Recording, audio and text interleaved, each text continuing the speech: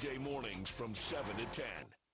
It's time for Sportstime on Sports 56 and 98.5 FM. The first hour of Sportstime is brought to you by Lexus of Memphis. Here are your hosts, Brett Stat Scoresworthy and Brian Davis.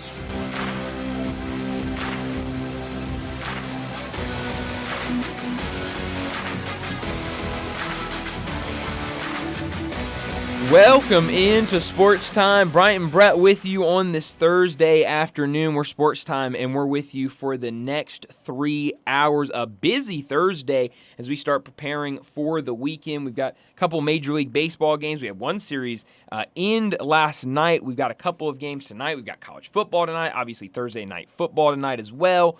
So a little bit of everything. Preseason, Grizzlies back in action for their second preseason game of the year. A lot to get to this afternoon. But, Brett, how are you today?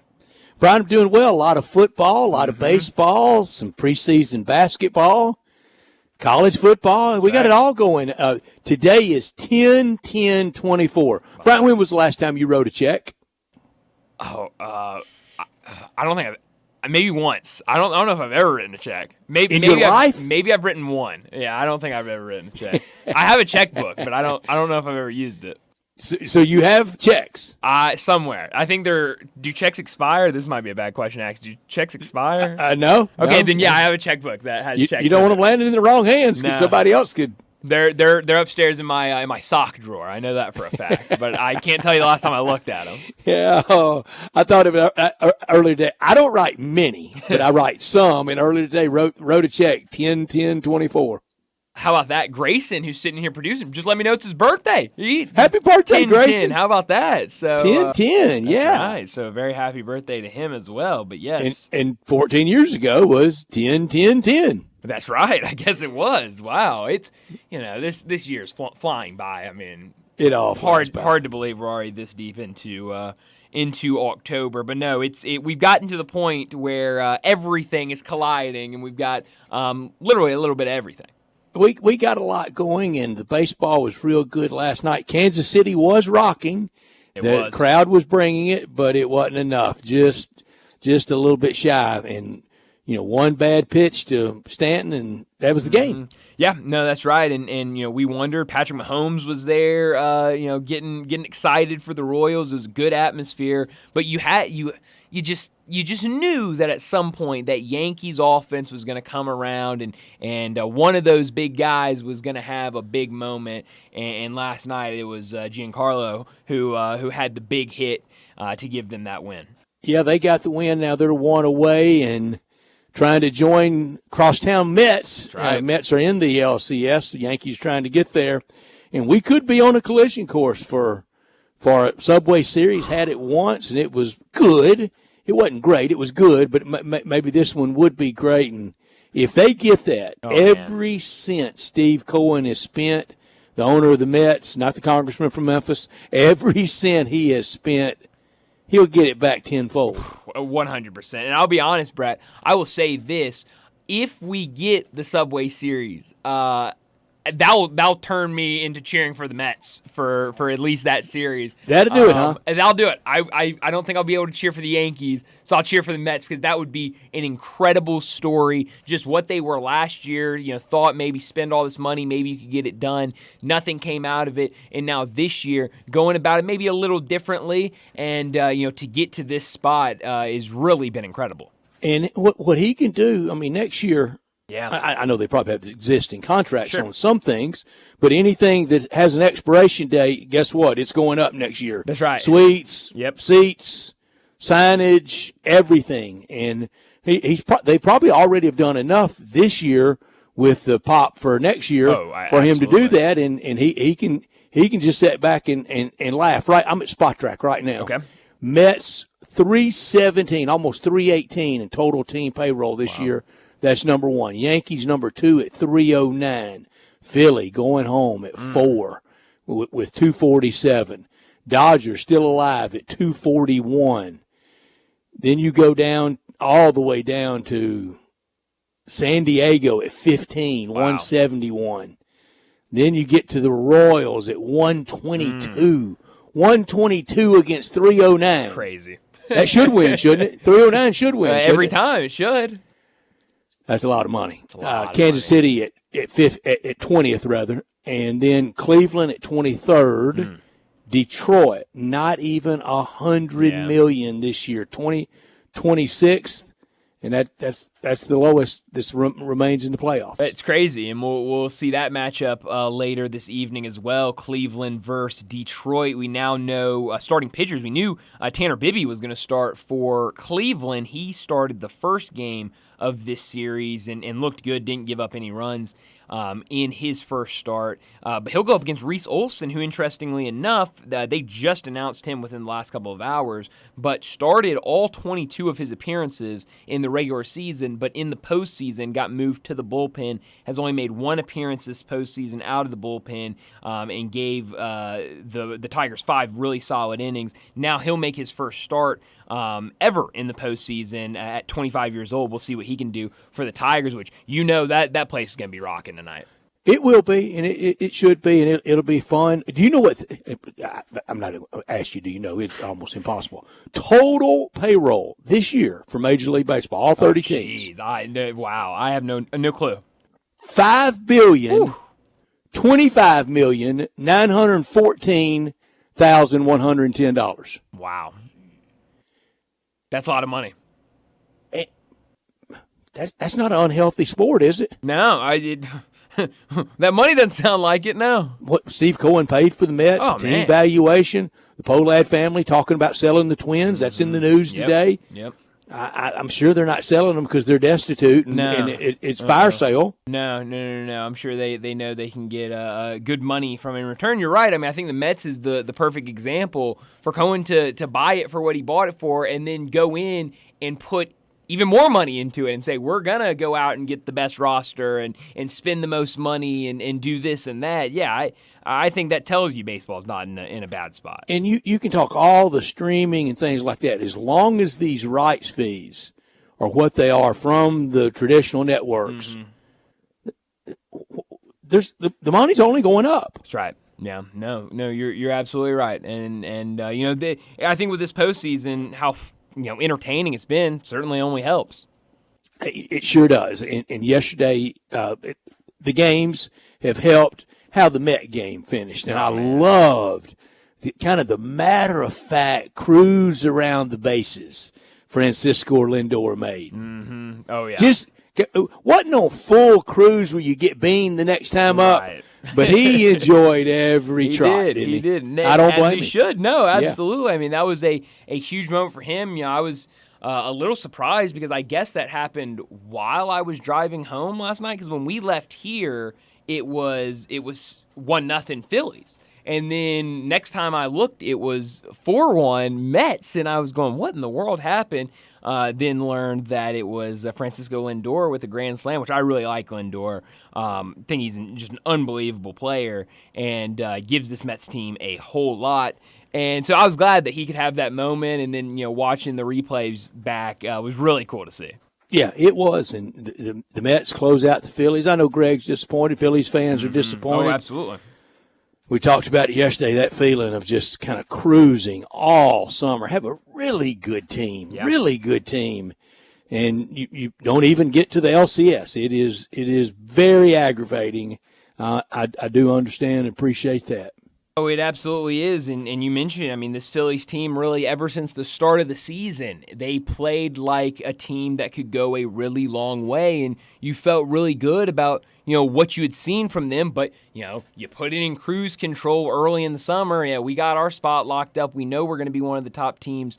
Not only in the division, but in the league, and then Come playoff time, you just unfortunately run into the hottest team in baseball, or at least one of them, the Mets, who I'm still extremely surprised that they've caught fire like they have because of how many games they had to play. I mean, we talk about just the having to be on the road and then in the season on the road, then go down to Atlanta and play that doubleheader, then go back on the road for the wild card and just what they have done as a team. That momentum that they hopped on and been able to ride, it's been really impressive to watch. It has been, and tonight NFL back in action, and it's a good one. It's one that I think those two will be duking it out all year for NFC West supremacy. Yeah, no, it's a really good game tonight. And, Thursday night football games, it's, sometimes a little hit or miss. Last week was great. It was, and you're absolutely right. It was a really, really good one. And so now tonight we'll see 49ers with what injuries they've had. The way this season starts has been very strange. They haven't looked great. Dropped one last weekend to Arizona that they really, really thought that they were going to win. Now you got to go back out on the road against the Seahawks team that's played well. This could be a really big game for the 49ers. Brian, I agree with you in the broad that you're so right. It feels hit and miss on Thursday night, kind of. You just don't know what you're going to get. Sure. I think last week we were thinking low scoring, and maybe the game of the year, unfolded. I think that's the case. I wonder if because it stands alone, does it have more of a hit or miss quality feel to Probably. it than if it got just lost in a full Sunday? No, I think it absolutely does, and you explained it very well. I mean, when it's not only a standalone primetime game, but it's the first game of the weekend. And everybody's waiting. Exactly. Everyone is ready for NFL, and you get to Thursday night, and not only is it a standalone, it's on Prime Video, so you really have to dedicate yourself to go and either get it on a laptop or a TV or something. And so, I think you're usually expecting a lot and want a good start to the weekend. But you're absolutely right. Last week was a great game. And hopefully tonight, right now, 49ers are a 3.5-point favorite. Hopefully this one is a thriller as well. What is going out to bars and places like that? Do most of them have the game on Thursday night on Prime? That's a great question. Now that I think about it, I can't tell you the last time I was out on a Thursday night. Not even at your spot with your designated? No, I haven't been to Huey's on a Thursday night in a really long time now that I think about it. But they're going to take your space up. They are. I mean, that's crazy to me. I'm actually kind of worried that I'm having this much trouble. Man, Drink a Drop's got his own stool. That's right. Yes, at Huey's. There are a lot of places now that have, whether it's getting a service like YouTube TV or something like that, they've gone more of the Roku television or those type of routes so they can be versatile in this age of streaming. Well, would have to. You have to. I mean, the people who go, where's the game? Exactly. We didn't do it. Well, I'm gone. Exactly. And so, with, these new TVs or just plug a Roku into the back or whatever you need to do, you'll be able to get all of it, whether it's on Prime or a Peacock game or anything that gives you that opportunity. So I've noticed when I'm at places and, the times people will ask, hey, can you change the channel to this game or something? I'm starting to see it more and more where I can tell it's some sort of Roku-style television or smart TV where you can get those type of apps on it. Okay, there are a lot of places, taverns, bars, places to go, sports bars, in the very essence of a sports bar is to have sports on the TV. Mm-hmm. Nothing bugs me more than to go to places and Wheel of Fortune's on. No. Nobody's coming out to game watch Wheel of Fortune. No, I was somewhere the other day, and I don't even remember where I was. Or some goofy show on. Yeah, and it was something on. I was like, why is this on? This is not the time you want to have this on. There's much more important, at least to me, things on right now than Wheel of Fortune or whatever they had on the television. Yeah, and if you've got 20 TVs. That's Super Bowl, of course, sure. or, NC final. We know the exceptions. Exactly. But have a little variety. Right. They don't all need to be on the same game. No. We don't need 20 TVs all on what's the first college game tonight? Coastal Carolina and James Madison. Yeah. That's right. We don't need that. No. And you have to get to them. And, boy, getting the TV changed is, sometimes problematical. It definitely can be. I remember when I worked at a restaurant back, 4 or 5 years ago, I was the designated channel changer because I would know what channel all the games were on. So you're that here. Exactly. And so somebody sitting at the bar would be like, hey, can you put this game on? And they'd come find me and I'd go and I'd be able to quickly find the game instead of them just kind of scrolling through and trying to find which one it was. I can tell myself invariably around golf major. Hey, Brian, can you get it on the U.S. Open? Yeah, that's right. Yes. No, and I can find it, And so I was that designated guy back when I was working at Stony River. Well, that's a good designation. I guess so. You could be designated to worse duties at work. One check. That's amazing. That's right. Yes. That is correct. Who was it to? That had to be special. No, you're right. I don't know, but you're absolutely right. I'm down to just a few now. Sure. Yeah. I'm trying. Yeah. No, it's interesting for sure. But let me set up today's show before we get to top and not top story of the day. 3:30. Bill Bender from the Sporting News will join us to talk some college football. We'll recap some of the upsets from last week and preview a really, really strong weekend of college football. 3:45, we'll talk more baseball as two really interesting games tonight, and we'll also talk about the Mets advancing to the NLCS. 4 o'clock, Keith Smith from Spot Track and the Front Office Show will join us, talk the NBA. We're going to try to hook up with Keith. Obviously, Keith down in Orlando. We had know, quite a night. What went through there last night. So we'll try to get a hold of Keith. Sleep on a very limited basis. It was a frightening night. It absolutely was. So we'll try to get to Keith. If not, we'll just talk NBA. Obviously, plenty to get to in the NBA if we can't catch up with Keith. 4:30, we're going to talk the Thursday night football game tonight between the 49ers and the Seahawks and some of the other NFL news for this upcoming weekend. 4:45, we'll get to big number of the day.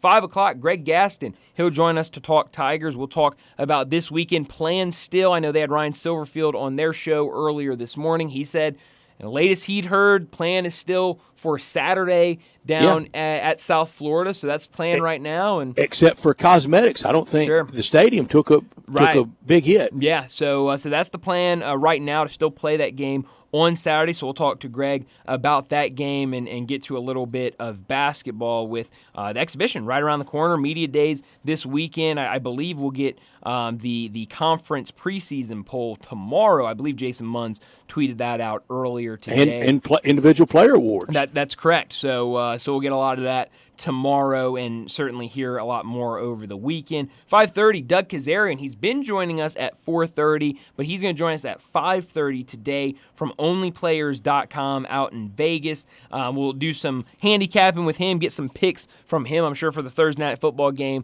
tonight and some of the bigger games in college football and the NFL this weekend. And then we'll wrap up today's show like we always do at 5:45 with Crunch Time. Let me remind you, we're in our Family Leisure Studios where family and fun come together. Get over there right now for the world's biggest spa sale, and plenty of things over at Family Leisure right now is starting to get a little cool late at night and early in the morning, starting to get cool. A perfect time to get over and get started with the world's biggest spa sale. Save thousands on in-stock hot tubs ready for delivery. Spa starting at $28.99. Cold plunges at $39.99. Swim spas at $17,499. Special financing, it's available. And don't forget about the huge discounts on all in-stock above-ground pools and all patio furniture. It's priced to move. So get out to Family Leisure, 2120 Witten Road, just north of I-40.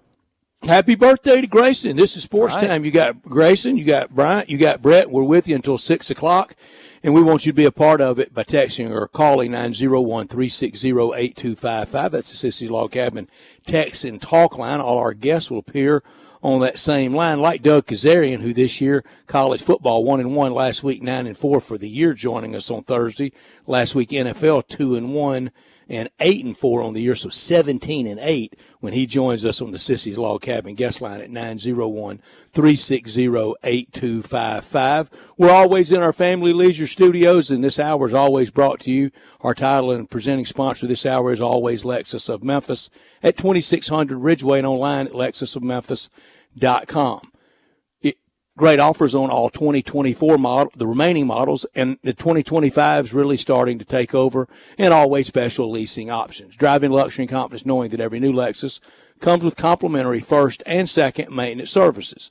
Call them at 901-334-9673, but they invite you to stop by the one and only Lexus dealership in town at 2600 Ridgeway and put yourself in the driver's seat of the all-new 2025 flagship LS500 or those remaining 24s, and you'll be driving in style. When you purchase a Lexus, you get top-of-the-line engineering and design, and they make for the luxury driving experience. online at lexusofmemphis.com. Experience amazing at Lexus of Memphis. Top story of the day.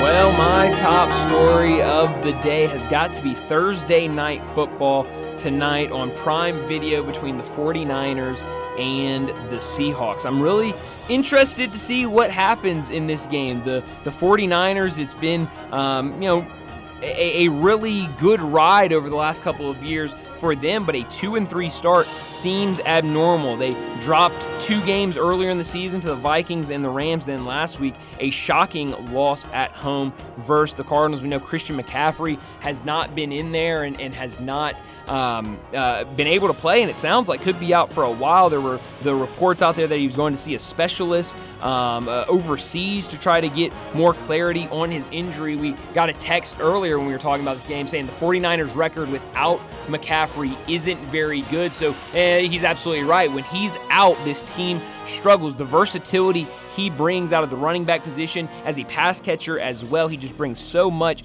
and this team is very clearly missing him. On the other side, with the Seahawks, this team now 3-2 on the year, but they're coming off back-to-back losses. A perfect start for Seattle, wins over the Broncos, the Patriots, and the Dolphins, but now back-to-back losses against the Lions and the Giants. You can definitely tell those games earlier in the season when the competition level was sorted down. You remember that Dolphins game was the first game Skylar Thompson started. They had a lot of success in those games, but when that competition went up a level, they've kind of struggled in the last 2 games. So now how will they look against the 49ers? And I think a lot of questions for both sides, and maybe we can get some of those questions answered tonight. Again, that game going to be on Prime Video tonight, but as always, we'll be carrying the broadcast tonight on Sports 56. Our coverage will start at 7 o'clock. My top story, the baseball of October can be so exhilarating, can be so excruciating. A great team like the Phillies, it's a long time till pitchers and catchers report, and really a long time again for that that next big game. Opening day will be fun, but it'd been a lot more fun if they had gone deeper in the playoffs. The Mets advanced, the Tigers 1 game away, Yankees 1 game away. Tomorrow night's game, a deciding game, no room for error for either the Dodgers or the Padres. A really good team will advance, and a really good team will be eliminated. Cleveland at Detroit coming up in about 2 hours at 5:08, a little less than 2 hours. Yankees at Kansas City at 7:08. Gutsy win last night for the Yankees. A lot of teams would have lost that game in that pressure-packed, really everybody rocking stadium.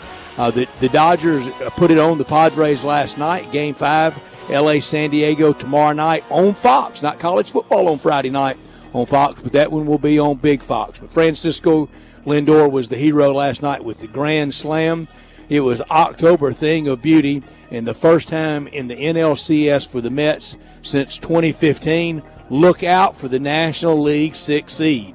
Not top story of the day. Yeah, you're absolutely right about that. It takes me right into my not top story of the day. A lot of fun action yesterday. It started off the Tigers 3-0 win over the Guardians, and then the game that was really surprising to me, at least because of how it came. I mean, 1 minute I was watching it was a 1-0 game for the Phillies. Next time I turn it on, it's 4-1 Mets, and that's because of the Francisco Lindor grand slam to get 4 runs in for the Mets. That secured it. That did it. A unbelievable season. We talk about this Mets, and it's been a fun year for that fan base. Not only because of how good this team has been and how they're playing right now, but some of these winning streaks they've gone on. Some of the things. But it's go for it time now. It absolutely is. But you go back to the season, and it's no house money deal. No, not at all. But you look at this team and just kind of what the season's been. It's been very fun. You had Grimace earlier in the year throwing out the first pitch, and then the win streak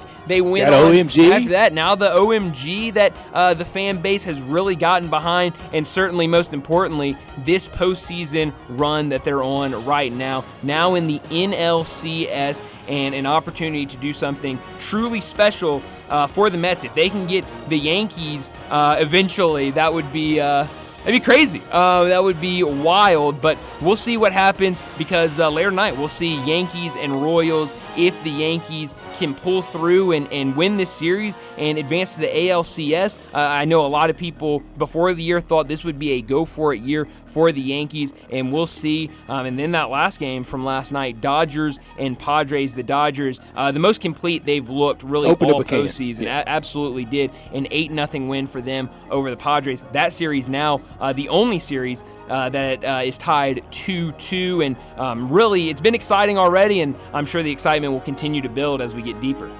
I'll be just fine if the Mets go all the way. Yeah. I'll be for them for sure against the Dodgers and against the Yankees. I would be for Cleveland or Detroit if they were in there, and I would sure be for San Diego because they've never won it. My not top story, I don't want to overreact, but we knew things would change at Alabama with Nick Saban retiring. But this weekend when they take the field against South Carolina, again, I don't want to overdo this, but this is the first time really since the end of the Mike Shula era at the end of the 06 season. 07, Coach Saban was building even with 4 straight losses to LSU, Mississippi State, UL Monroe, and Auburn.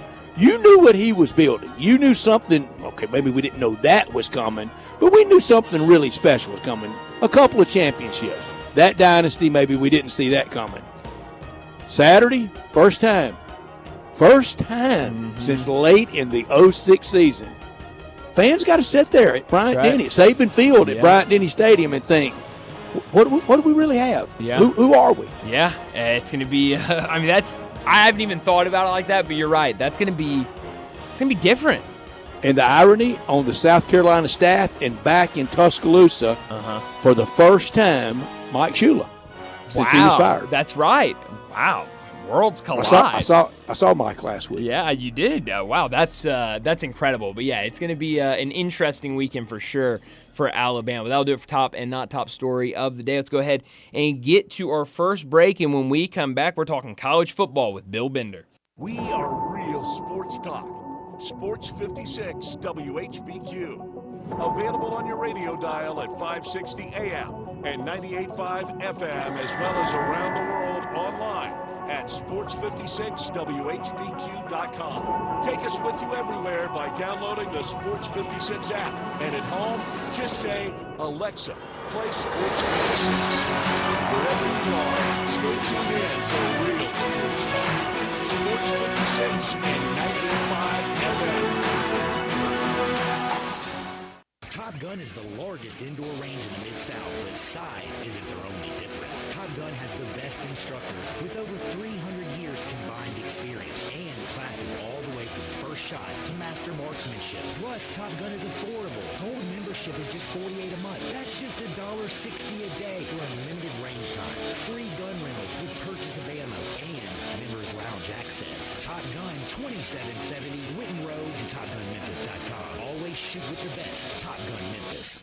Every once in a while, a new concept comes on the scene and really upsets the old school apple carts. Well, that's exactly what Genesis Diamonds has done here in Memphis. Hey, it's Eric Hasseltine, and Genesis Diamonds is a fresh, exciting, revolutionary kind of jewelry store that has forever changed the jewelry landscape here in Memphis. Fall is just around the corner. What better time to make that big purchase than right now at Genesis Diamonds? With up to 30 times what you find at other stores in selection, no middleman prices that we've never seen here before, with natural and lab-grown diamonds in all shapes and sizes, Genesis has something for everyone. Plus, free service for life on any purchase and a 120% diamond upgrade guarantee that no other store would dare to offer. Genesis has turned the old school jewelry retail model upside down with lower margins, higher volume, no tricky pricing, no pressure, and no middleman. Get to Genesis Diamonds today and get that diamond purchase taken care of. This is the value leader, and nobody can challenge them here. Check out Genesis Diamonds at Poplar and Perkins Extended. Genesis Diamonds, the official jeweler of the Tennessee Titans.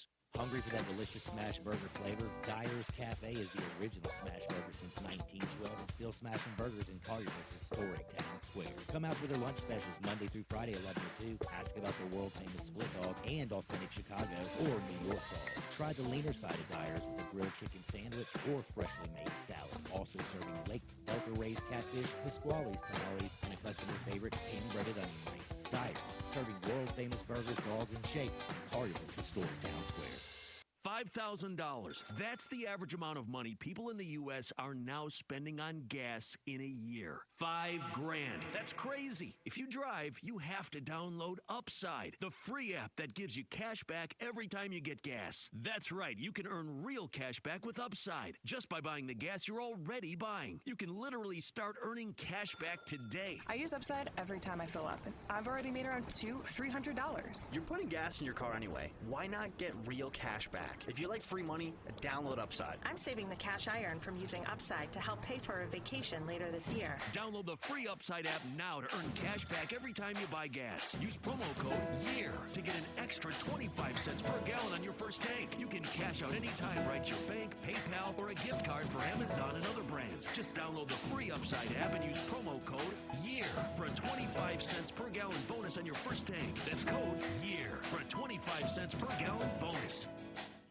Family Leisure is having the world's biggest spa set. It's happening right now. You can save thousands on in-stock hot tubs that are ready to be delivered. Family Leisure has spas that start at just $28.99. You know those cold plunges? You can get one for yourself starting at $39.99. Or how about swim spas? They start at $17,499. Plus, Family Leisure has set up special financing just for this event. Have you been sitting on the fence about an above-ground pool? Get off that fence and get to Family Leisure to take advantage of huge discounts on all their in-stock above-ground pools. And if you need some patio furniture, it's all priced to move out now. It's not too late to have some summer fun, courtesy of Family Leisure. But you better hurry up. The world's biggest spa set might go on forever. Family Leisure. Whitten Road at I-40. Family and fun come together.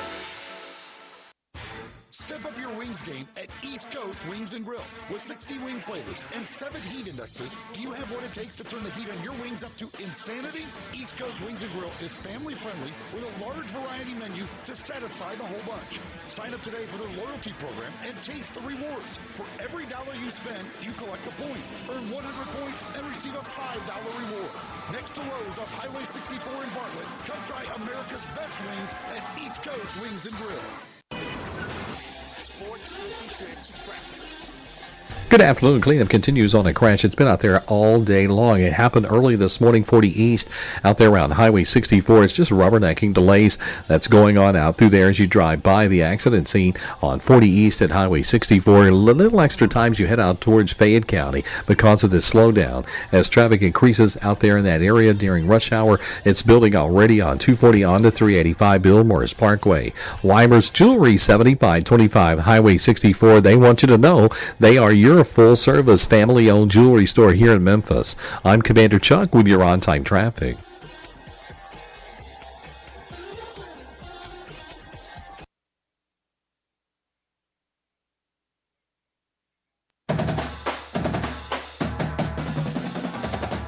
Joining Brian and Brett now on Sports Time is Bill Bender, national college football writer for the Sporting News, and on Twitter X at Bill Bender. Here's Bill with Brian and Brett.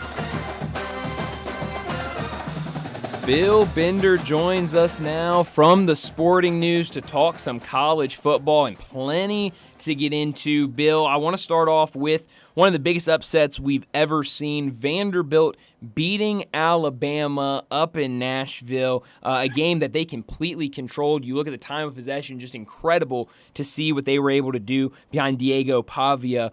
What did you make of that performance by Alabama, and now what does that mean going forward for Kalen DeBoer in his first year? I mean, he will hear about that the rest of his tenure. I mean, that's one thing. Marcus Freeman still hears about the Marshall loss. That's true. You know, Ohio State is one of those schools that doesn't lose games. They just haven't lost to an unranked team since 2018. Short term, Alabama's defense couldn't get off the field on third down. Vanderbilt didn't turn the ball over. The SEC looks like NFL light because this went on in other places too. Tennessee obviously lost, and Missouri lost. Probably the worst loss of the three down at A&M. And, when half of your league has one loss, the parity word is going to be used. And it's sure going to be used by SEC loyalists, SEC defenders. And with that parity, Bill, I don't think anybody's got room for much of an argument with 3 losses. We got to let the season play out. I know that, but I think 3 losses, if there are a bunch of other teams were with 2 or less, then look, you went out and played that many times and got beat. Kind of regardless of who it's against. Great point, Brett, because the pile-ups happen. You know, you had that traffic update. Well, the 2-loss and 3-loss pile-up at the end of the season is going to be tougher to sort out than Memphis traffic. You know, it really is, because you're going to have a lot of teams pointing fingers saying, we didn't lose to this team, we lost to this team. It's going to be pretty epic, because you look at the percentage of unbeaten Power 4 teams left. There's only 8. Only one in the SEC. There's going to be one less in the Big Ten this weekend, at least, because Ohio State and Oregon are playing. And, you know, I think the more 1 and 2, that's a great point, though. I think there'll be a 3-loss team in the playoff. I do. I just don't know how many. Yeah, and you also have this. There are a lot of scenarios, but you have this very real scenario. Let's say, except for Georgia, Ole Miss wins out. Let's say, except for at UT, Alabama wins out. So both those teams would be 10-2. They don't meet. And in that pile-up scenario, Bill, there are a lot of teams that don't play each other that are now in league because we balkanized our leagues. But if I'm on that committee and I'm sitting there with 10-2 Ole Miss, 10-2 Alabama, and whoever from the rest of college, could be Texas A&M. They could be 10-2 with an opening loss to Notre Dame and a closing loss to Texas. They both would be at home.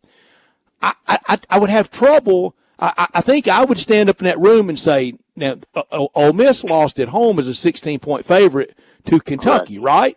And then I would go, Alabama lost anywhere on earth to Vanderbilt. That's an eliminator to me. It's a separator for sure, and how we treat these separators is going to be so intriguing in November. And you got another separator next weekend with Tennessee and Alabama, or this weekend with Ole Miss and LSU. Now, in the past, that's a straight-up elimination game. 2 losses, you're not going to the playoffs. Sorry. This year, I still think the loser would still have LSU would only have 1 conference loss at that point. And again, there's another series of pile-ups where what I want to figure out is the 1 loss and 2 loss within the conference, how you sort these standings out. I think we may have underestimated the impact of what eliminating divisions would do. And we're starting to see that a little bit. Good or bad thing?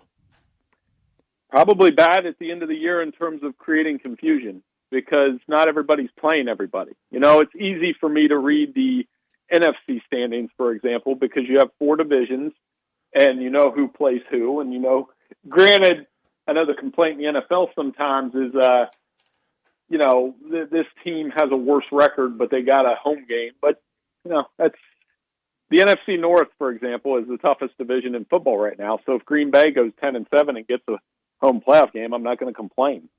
Right.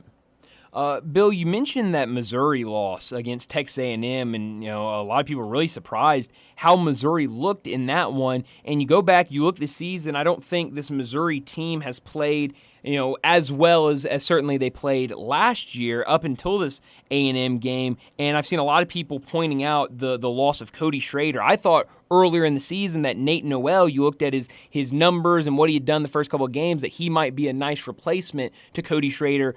This last game, only 30 yards for him. How much is Missouri missing Cody Schrader in that backfield? A little bit, and their defense isn't as good. Right. And, I had heard in the preseason and talked to some people that thought that be their best receiving core, and they haven't been dominant. That was probably, of all those SEC games last week, and I remember saying, I was sitting in Ohio State press box and told Pat Forty, I was like, I don't think I can be about anything more than I was wrong about this Missouri game today. Turned out I was wrong about a lot of other things, but I think we all were. I've been joking all week. I was like, show me somebody said Vanderbilt was going to win that game. Nobody. You could say, hey, it might have been close, but nobody thought that was going to be a game.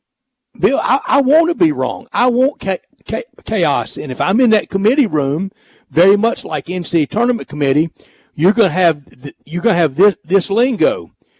What'd you win? Where'd you win? How many did you win? Who did you beat? Yeah, it has to. I always go. Bill Hancock said once. I talked to him, the old executive director of the playoff, and I remember him distinctly saying to him, "It has to come down to who you play and who you beat." That's it.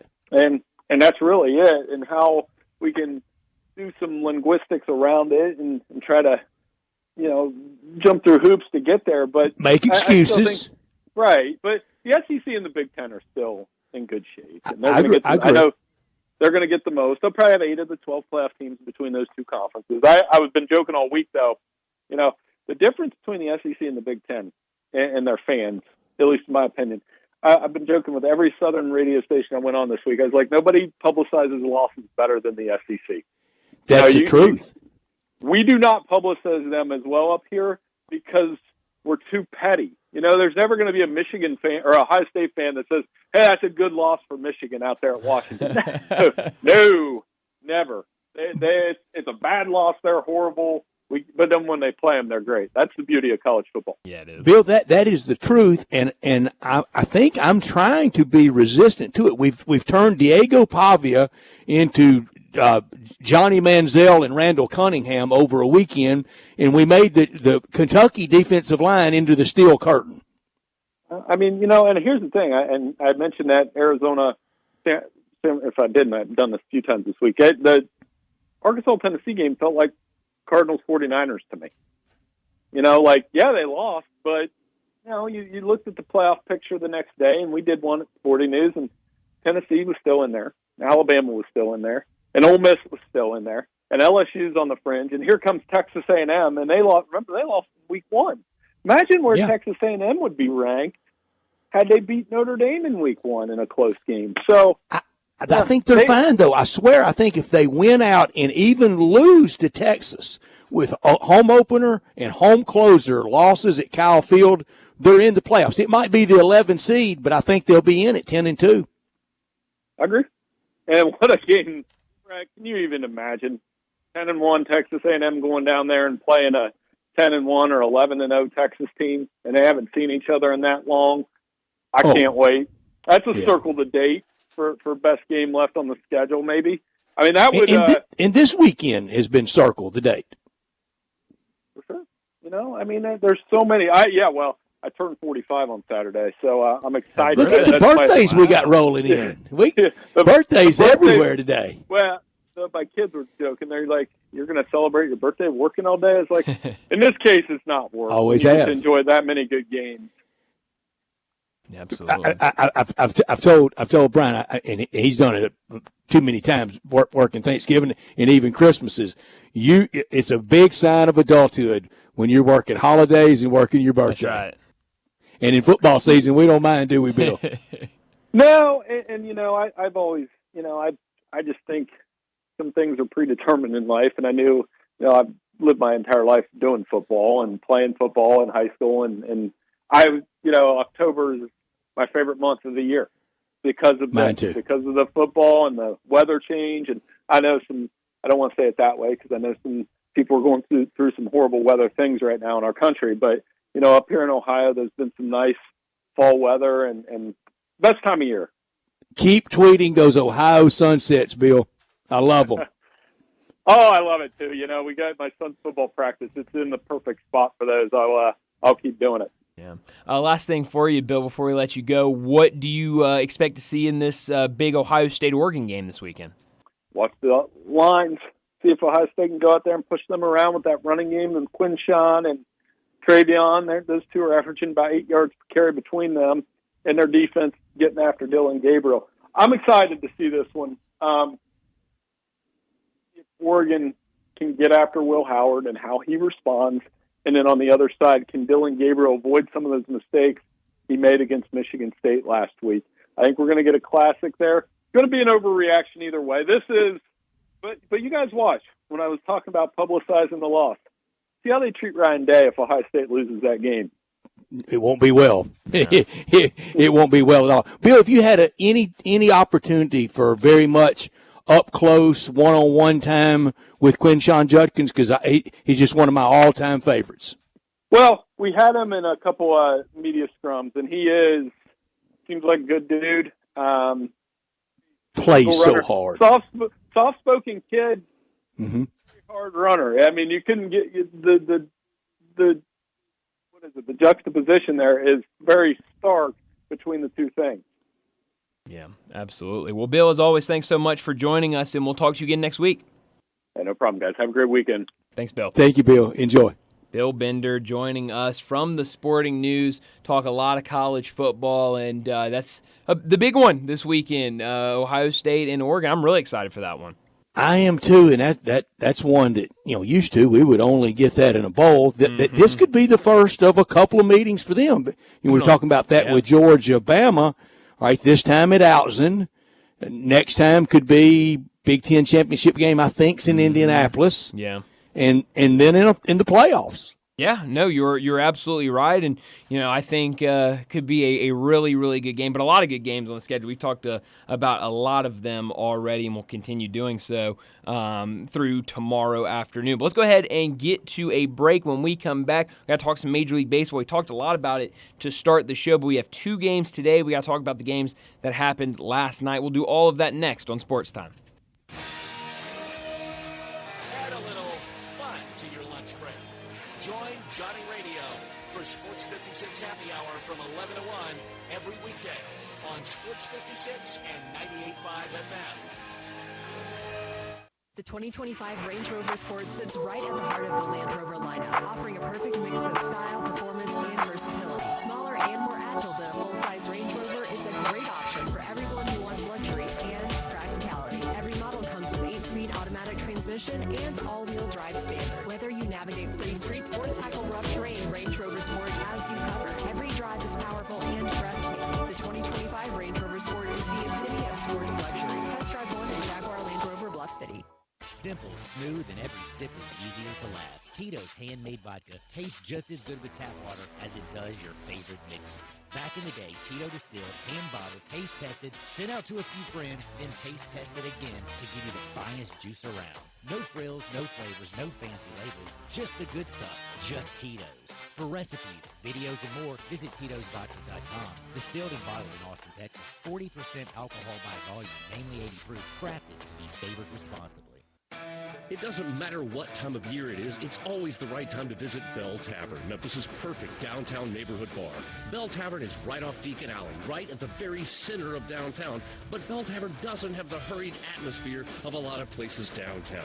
Bell Tavern is laid back, comfortable, and has hands down the coldest beer and best cocktails anywhere, not just downtown. We say it all the time, you could go to a chain bar if that's what you like, but once you visit Bell Tavern, you'll never go to a chain bar again.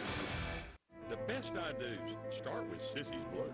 Discover bridal jewelry worthy of your big day at Sissy's Log Cabin, along with our spectacular experience that comes with our promise of exceptional quality, service, and brilliant natural diamonds.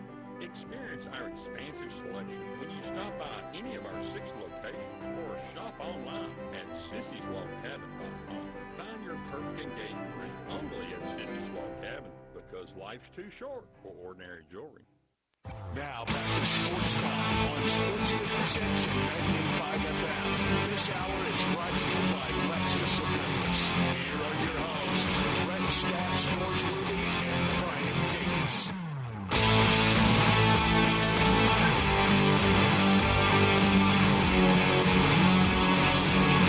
We're back in Sports Time. Brian and Brett with you in our Family Leisure Studios. We got a couple minutes left in this first hour. We got to talk these Major League Baseball playoffs. We talked about them to start the show, but some really good games yesterday. I think 2 exciting games tonight as well. I'm excited. We'll see Detroit at home. You know that place is going to be rocky, and we'll see what they can do, if they can shut this series down tonight, or if we will go to a Game 5, and then later tonight, kind of same thing. Can New York finish this one on the road, or does Kansas City show some life later tonight and extend this series and get a big win at home? At least for the Yankees, if they don't win tonight, they take it back to the Bronx. Yeah. Cleveland doesn't, or Detroit doesn't want to go to Cleveland. No. I mean, Detroit's in a great spot right now where you end it tonight and get it Better done end with. it tonight, like I'm afraid the Padres missed their chance. Yeah, it feels like it in the way that offense looked last night for the Dodgers. It felt like they maybe got some momentum going with the way those bats were working. San Diego was my big gamble in our picks. I was the only one that had San Diego. You and Darian and Connor all had the Dodgers. We all had the Yankees. That's right. And only you always leave out Connor. You and Connor both had Detroit, so y'all can have a team move along tonight. Yeah, that's what we're hoping for. I mean, like you said, both Padres, had the your Phillies. gamble. Yeah, and that one, hey, it happens. But yeah, it certainly could get back in there with a Tigers win. But that was kind of my kind of go off on the ledge type of pick, trying to back Detroit. If it's Mets Padres NLCS, that would guarantee a World Series team of somebody that hadn't won it in the 21st century. Yeah. Of course, the Mets have won it twice in 69 and 86, but that would be a new 21st century winner. Baseball with 16 teams, 16 different winners in the 21st century. It's far and away the leader of all the pro and college teams for that. Yankees, they've already won it, and they've won it in every century. Sure. For Cleveland, hadn't won it since '48, so that would do it. Detroit hadn't won it since '84, so that would do it. Kansas City, they've won it though in the 21st century and won it back in '85 as well. Yeah, so some interesting storylines for I think all of these teams left, and I talked about it earlier. Reese Olson going to make the start today. 25-year-old guy that has gotten better the more he's been out there, the more he's pitching. He was a starter for this team all year long, but they've only had to use him once this postseason and brought him out of the bullpen. So I'm curious how he looks tonight, and certainly a big time moment. Is he up for that? I'm a little surprised they went with him, just his lack of postseason experience. But you look at that pitching rotation for Detroit, they don't have a ton of guys that have postseason experience. So go with the young guy and 3.53 regular season ERA. We'll see what he can do tonight. Brian, I think sometimes it's a little overdone about what the networks may or may not prefer, because really this year's playoffs and ratings would dictate sales for next year. So it might really help for next year, but they've got good options. I mean, the idea of Subway, the idea of Yankees, Dodgers, the idea of just the Yankees. Sure. I mean, you could put that up against the Bad News Bears, and I think probably come out pretty good. I mentioned yesterday I wanted to go back to Lindy's Baseball preseason magazine. Yes. AL, this is the American League picks. AL Manager of the Year, A.J. Hinch. Wow. AL MVP, Juan Soto. AL Cy Young winner, Kevin Goss. We missed a little on that. AL Rookie of the Year got a lot of people, Wyatt Langford. AL Rookie Pitcher of the Year, Ricky Tiedemann for the Blue Jays. Division winners, Yankees, Tigers, Mariners. Wild cards, Blue Jays, Orioles, Rangers. So don't say nobody had it. That's right, yeah, because they very clearly had it. Good picking by them. That is great picking. Next year, I may copy and paste all his picks. Why not? Except for two. You know my World Series. Oh, no, we know where your World Series is gonna go, but no, that's really impressive to have the Tigers that high up, and that much love. You didn't see that in the preseason. No, and they're right there on the verge of it. National League. Yeah, I want to hear this. Yeah. Manager of the Year, I didn't have him Manager of the Year, but I missed on this team. David Bell, Reds. Yeah. NL MVP, Fernando Tatis. Cy, Zach Wheeler. Rookie, Jackson Churio, Brewers. That's a good one, yeah. Rookie pitcher, Kyle Harrison, Giants. Division winners, Phillies, Reds. I had the Reds as a wild card. Dodgers. NL wild card teams, Braves, Diamondbacks, Marlins. Oh, man. Oh, yeah. Thinking too much about last year. Yeah, trying to, that's kind of another one of those, trying to get, just one in there. And a little too cute. Yeah, a little too cute, and that one bit them. But certainly, AL looked good for them, that's for sure. Why did we like the Reds so much? Because of how fun they were and the young players and, the pieces they had. And I like David Bell. Sure, yeah. I mean, I don't think it was bad at all to be high on them preseason. I think a lot of people were, and for good reason. But they had various injuries throughout the year that kind of just kind of made the season a weird year for them, and just could never put it together. But I do think moving forward, that's definitely a team to look out for. I'm pretty sure I'm right on this. If Mike Schilt makes it to the World Series, he would be the first former manager of the Memphis Redbirds to ever get to a World Series. Wow, that's interesting. I had not thought about that, but yeah, I'm sure that would be correct. At least Danny off the top of my Schaefer head. did not. Well, no, he did not. But that's okay. Schilt could do it. That'd be cool. He could, but I think last night was the opportunity. It felt like it. I mean, you were just in such and a it good was quick. spot. They put him out of They the sure misery. did. They sure did. Both those games last night were it was almost over before it was even started, and so we'll see. I mean, I want to see the fight the Royals have tonight because I do think it's going to be. I could watch Bobby Witt play every night. And that's another thing, and we've talked about it before. Kind of a coming out party for him on kind of the bigger stage. He's fantastic, and he's out of this world. Everything's routine defensively. Yes, too. I mean, and you brought that up the other day. I mean, not only what he does at the plate, but just over there at shortstop. I mean, he's can't miss. They're locked into him forever too. Yeah, and that was the big. Kansas City's going to be paying Mahomes forever and Bobby Witt forever. Yep, and I think great on both of them. I think they're going to get their money's worth because Bobby Witt. I think some people questioned when that long deal was announced, just because nobody's seen him. He's so young. He's only been playing for the Royals for a little bit of time, and then when he's playing, it's the Royals at the end of the day. They get lost in the national media and on national television, and so I am glad for him and some of these other young Royal players. And except for Sunday night, what is the feature national game in a course of a baseball year? There's really not. I mean, I guess you could say the afternoon and evening slate on Fox that you sometimes get on a Saturday before football starts, but there's nothing really outside of Sunday night. It's so much. Yeah. It's kind of always there.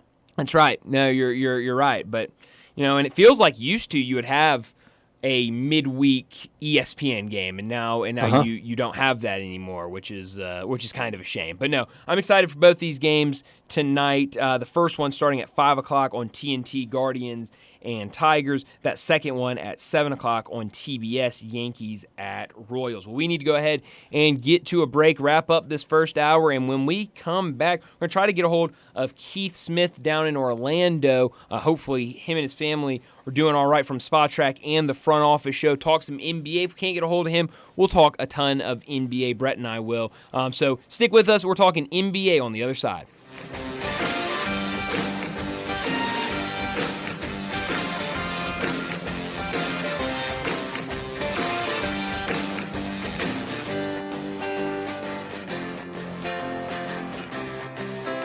Rick's Powder Coating for a beautiful finish every time. Rick's Powder Coating specializes in automotive, ornamental, residential, and industrial coating. With 2 conveyor lines and the largest batch ovens in the Mid-South, Rick's can accommodate all of your powder coating needs. Locally owned and operated since 2002, Rick's Powder Coating will customize a beautiful finish just for you. Drop by or call to see how Rick's Powder Coating can bring color to your life. 901-367-2771 or rickspowdercoating.com. Locally owned and operated for over 40 years, Automatic Gates Construction tailors custom gate solutions for all your residential, commercial, and industrial needs, including repairs, maintenance, and installation. Automatic Gates Construction specializes in designing and installing automatic gates and fencing that seamlessly blends security, functionality, and aesthetic appeal. Elevate the safety and efficiency of your property with a premium gate solution. Automatic Gates Construction at myautomaticgates.com. Get ready, Memphis. It's our 35th annual Trucktober happening here at Sunrise Buick GMC at Wolf Chase. Big trucks, four-wheel drive trucks, two-wheel drive trucks, crew cab trucks, extended cab trucks, diesel trucks, gas trucks. We got red trucks, black trucks, white trucks. We got trucks for big jobs, and we got trucks for weekend warriors. We got trucks with great gas mileage and trucks for all your towing needs. Huge discounts, big rebates, special interest rates. We've got it all. Ford, slow pay, it's all okay at Sunrise. Home of the guaranteed approval. Come see us for all your car, truck, and SUV needs. Visit us at the good-looking building on Highway 64 in Bartlett. It's Truck Month. We make it fun to buy a car. You or someone you know or care about has dealt with a difficult divorce. When facing divorce, you need the attorneys at Rice Law. Nick and Larry Rice lead the firm with 3 generations and 7 decades of experience. Located in Memphis, serving the entire state of Tennessee and North Mississippi. Rice Law is who you need to call. Simple or difficult divorce, they know how to handle it. Call Rice Law at 901-526-6701, or for more information, visit them at aboutdivorce.com. That's aboutdivorce.com. It's football season, and nothing goes better with Game Time Eats than chicken wings. It's a tradition like no other, but not just any wings. It's the seasoning that makes the chicken wing. And nobody does it better than the Crazy Coop at 7199 Stage Road, west of Appling, and soon coming to downtown Memphis. Over 32 mouth-watering secret sauces and counting, like the jalapeno cheddar and the barbecue bacon bourbon. And don't bother asking them for the secret recipes. No matter how large your tailgating is or the family at home, kick off your game day with Crazy Coop party packs plus special bulk prices. Visit crazycoopstage.com to customize your wings and sauces. Whole wings, boneless wings. Try the Crazy Hot Suicide if you dare. Add Parmesan fries and fried dill pickles. And don't forget the carrots and celery sticks. For the full menu, which includes juicy burgers, catfish fillets, chicken nuggies, and crazy kid meals, go to crazycoopstage.com. That's crazycoopstage.com. You'd be crazy not to visit the Coop. Admit it. When you start thinking about tastes of Memphis, you think treats, sweets. You think Dinstall's. For 122 years now. What is that, 5 generations? When people wanted something to bring to a party that will just make everybody happy, they bring out Dinstall's. 122 years of cashew crunch, of heavenly hash, of turtlettes, of their award-winning fudge. That's worldwide. It's known that well. Then there's the milk chocolate. It all starts there. There's the double-dip peanuts. And then every fall, those famous chocolate-covered strawberries with that fondant. And they won't tell you what's in the fondant, but it makes it oh so special. And easy to get to. 5 locations. There's where they make the candies in Pleasant View. There's Germantown. There's Collierville. There's even one downtown and in my neck of the woods in Laurelwood. You know what? 122 years made in Memphis and enjoyed by the whole world. Dinstall's. Sports 56, WHBQ Memphis, and W253DF Memphis with Dave Woloshin, weekday mornings from 10 to 11. Sports Time. Sports 56, 95 FM. This hour is brought to you by Wilson's Car Wash, residential and commercial pressure washing service you trust. Here once again are Brett Norsworthy and Bryant Dakin. Welcome back into Sports Time. Bryant and Brett with you in our Family Leisure Studios. And we got to talk some NBA. The Grizzlies, they've already played one preseason game. Now back at home tonight for their second preseason game tonight against the Hornets. Won't see John Morant tonight after that injury last week, but it still sounds like he should be good to go come regular season. But let's go ahead and talk some NBA. And, you know, we always talk NBA with Keith Smith. Time to talk NBA with Keith Smith from Spot Rack and the Front Office Show, and on Twitter X at Keith Smith NBA. Here's Keith Smith talking basketball with Bryant and Brett. Keith, we're glad to have you on this afternoon. Before we get into any basketball talk, how is everything going down in Orlando? We know seeing a lot of video and everything from last night, earlier this morning. How are things in Orlando? Yeah, it was a rough day yesterday. Our community was largely spared. We did okay. There's some damage around, but nothing that can't be fixed. Thankfully, no one was hurt or injured or worse in our community here where I live. We kind of came together as a community today too, and helped each other clean up, picked up branches. If you're going to find the bright side in things, get to run around and play with a chainsaw for a little bit today. So that's always Be something. careful. So we were, but so we had to, we had a tree come down across the entranceway to our community and had to get that cut up and moved so everybody could get in and out as necessary. But a lot of people fared far worse than us. So we have some, unfortunately, some friends and family have lost everything, and we've got some folks who, it's going to be a rough road back for them. So, those are the people we're thinking about today. Keith, how loud did the winds howl last night? Because you talked earlier, we were texting. You said it was just a very frightening evening. Yeah, it was rough. It was pretty loud last night.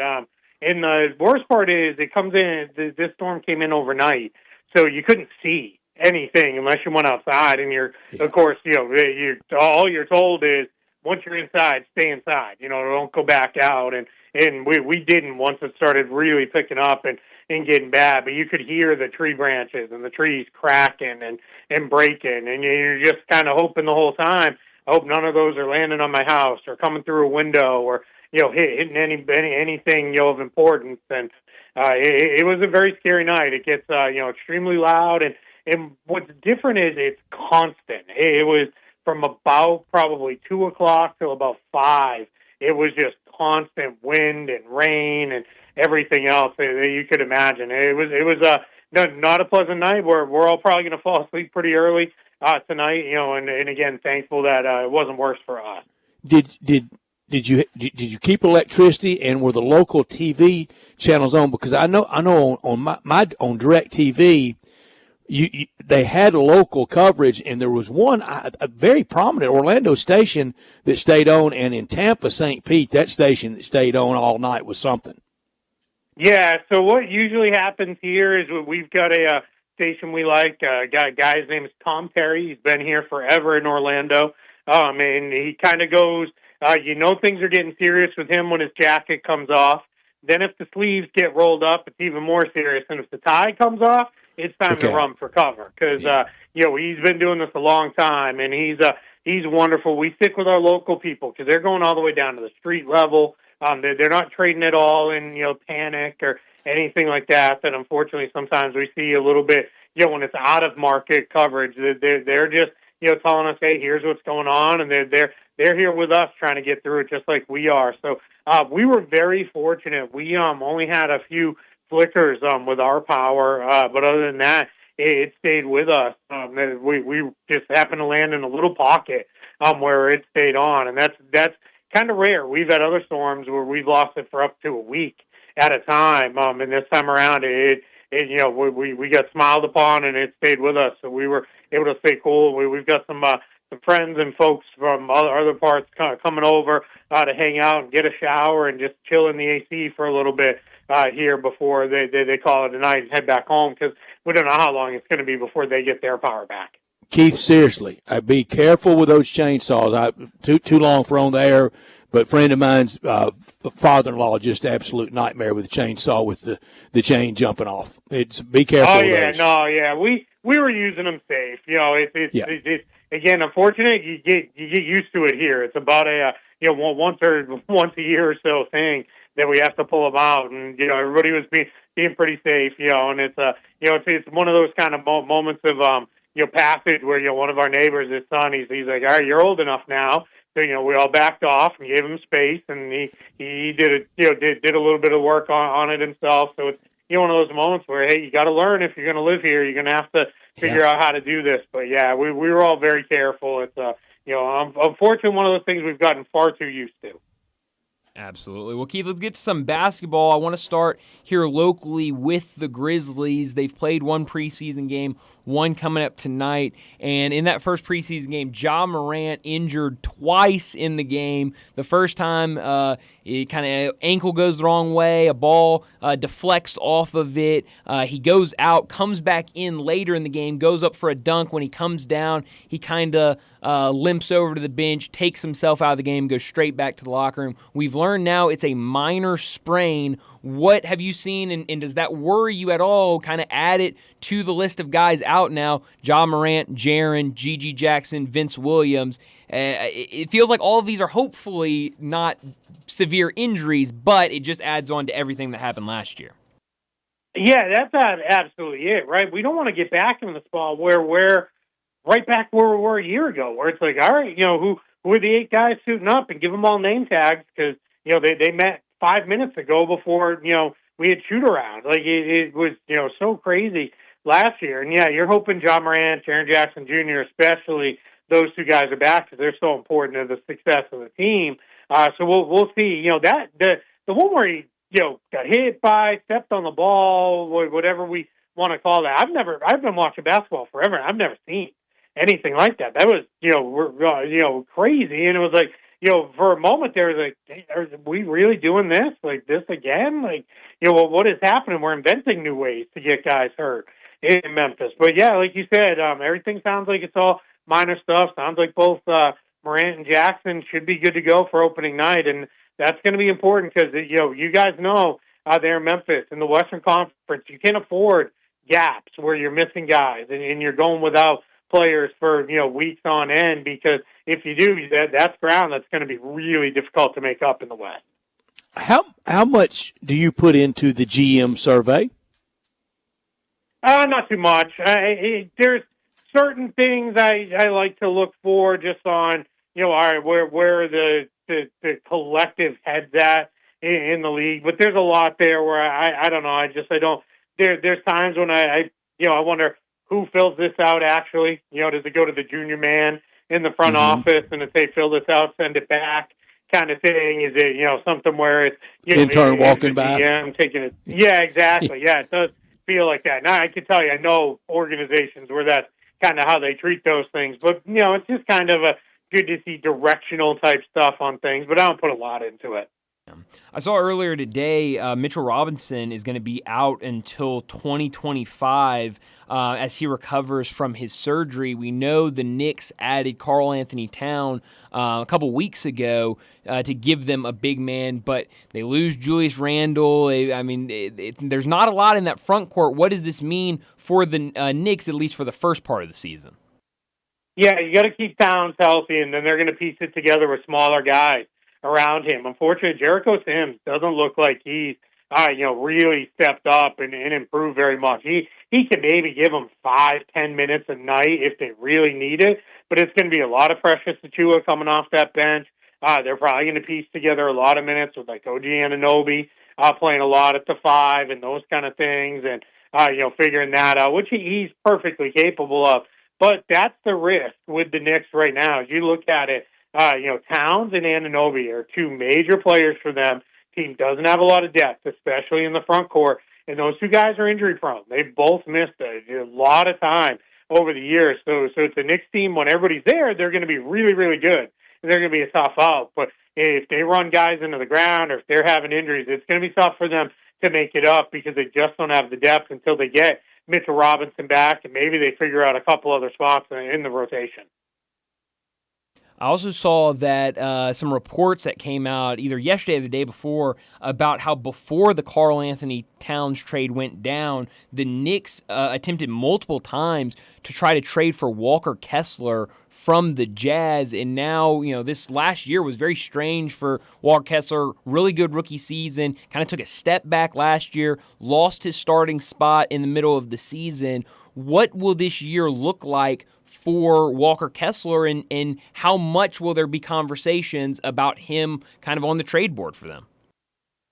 Yeah, I think the Jazz approach, and by all accounts, they set the price at 2 first-round picks, which that's classic Danny Ainge, right? Where it's like, hey, I want you to give me your guy for protected second rounder, but you want my guy. I need 2 firsts and your firstborn children's naming rights, to get that. So it's that part doesn't surprise me too much, but I think between that and the fact that they've come out and really kind of gone out of their way to say, hey, he's going to start, he's a big part of what we're trying to do here, and here's what we want to do. I think we're in a position where with the Jazz, it is a place where, hey, we can get a couple more years of really good starting level production out of a guy on a cheap contract, and then we can figure it out. And by the time he's due for his next deal, we'll probably be ready to start moving up the standings again and starting to figure some stuff out ourselves. So I think if you're Utah, you want to make sure you can try to get him back up to speed. But I'm not surprised teams are on Walker Kessler. I mean, if we go back like a little over a year ago, this guy was playing on Team USA, and everybody was like, all right, maybe there is going to be something here. And then last year, disappointment. But I'm not going to bet against him bouncing back. Defensively, for both Walker Kessler and Jaren in the Philippines, I think that tape got around.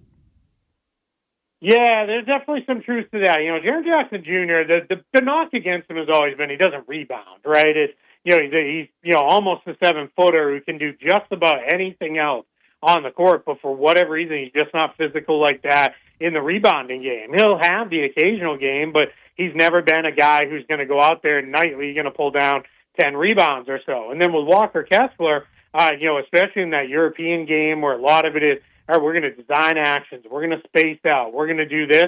he got caught, out there. So if A you lot get of back stuff. into the NBA, yeah, exactly. You get back into the NBA game and ask him, all right, hey, play more of a drop coverage, get back, protect the rim. He's going to be in a lot better shape. So it's just one of those things where, some guys are a real good fit in that international game, and that other guys, it exposes some stuff.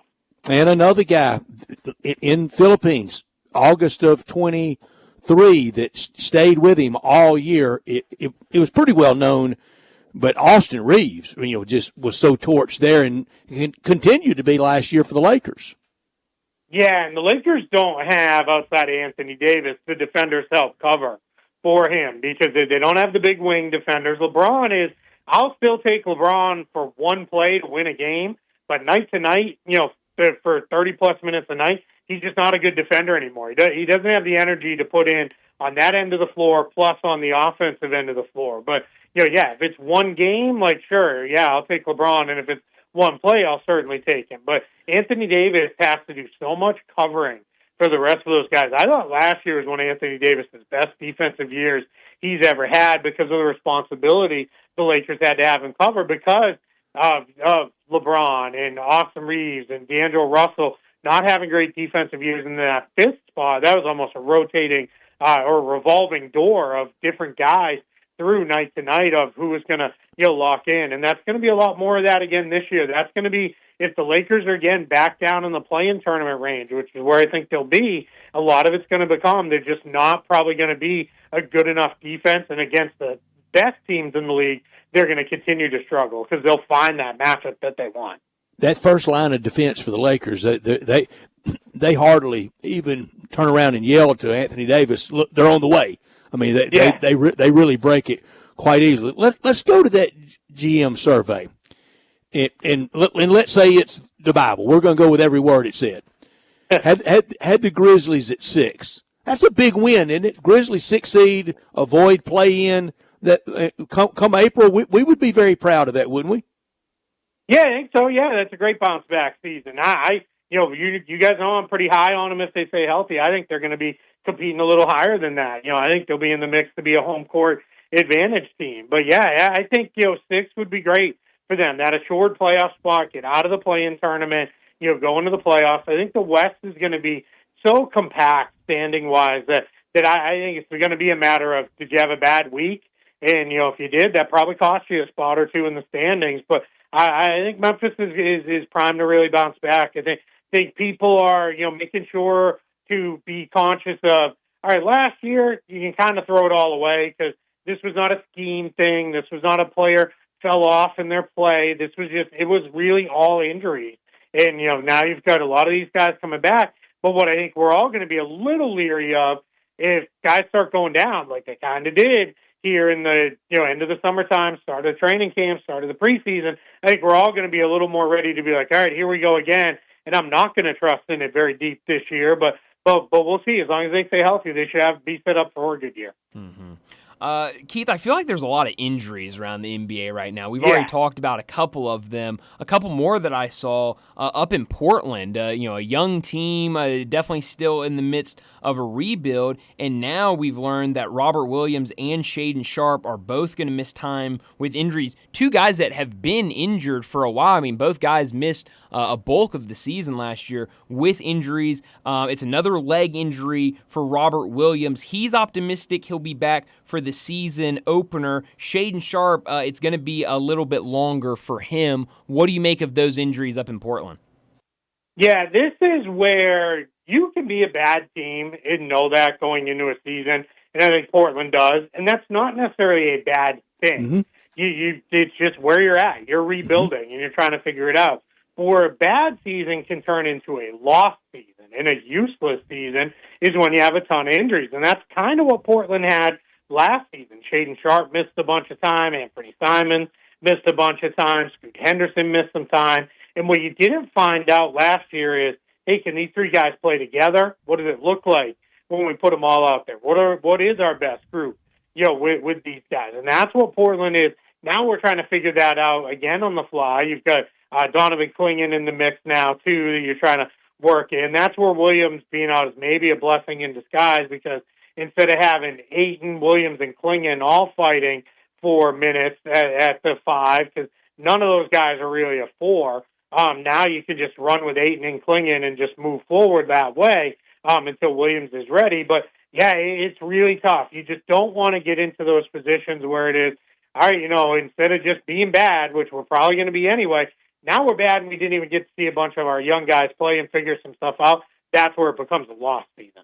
All right, Keith, the other side of that organization that has that meeting and they understand this is not our year. Let's just be patient, not doing anything dumb at deadline time, develop these players. On the other side of that, kind of with Boston as the team that did it last year, who's thinking this is our year? Boston was thinking that a year ago. They cashed it in.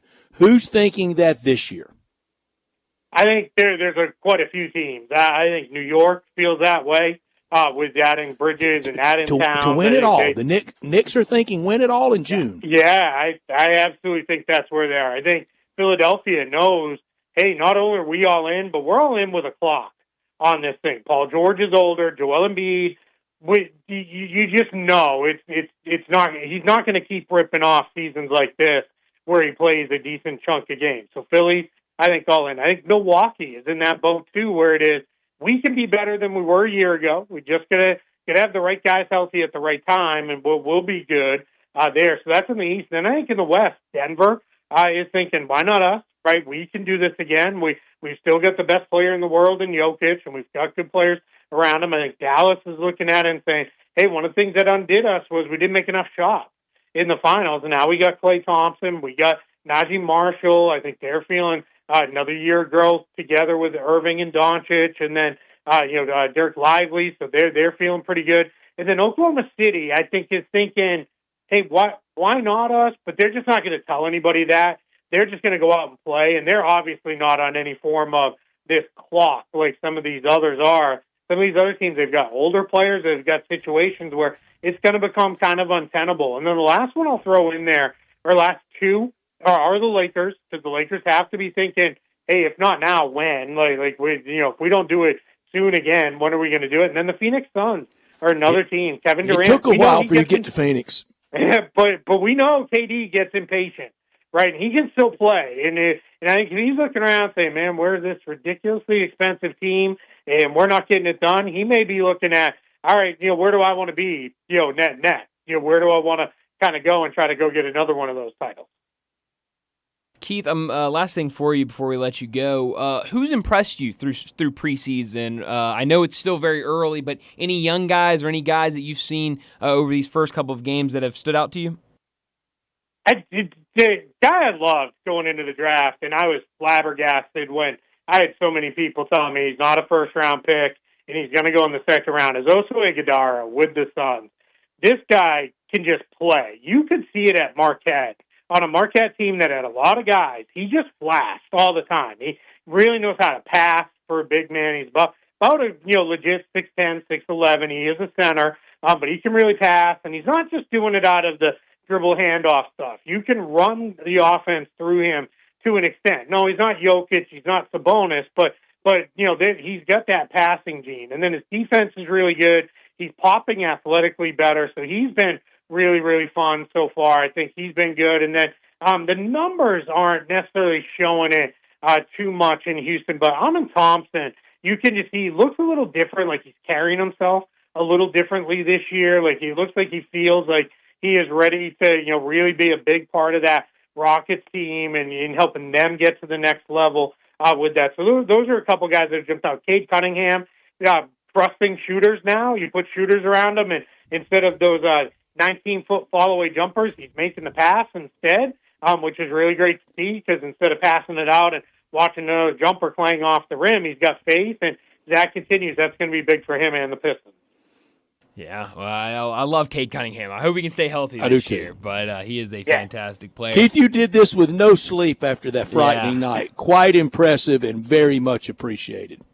I appreciate it, and it's going to be a little later again tonight, because it's just a playoff baseball to watch. I'm not a day-to-day baseball guy anymore, but a playoff baseball game, man, that is I get sucked in and I'm ready to go. So I'll be all over that this evening. Absolutely. Glad you're okay. Yeah. Thanks, Keith.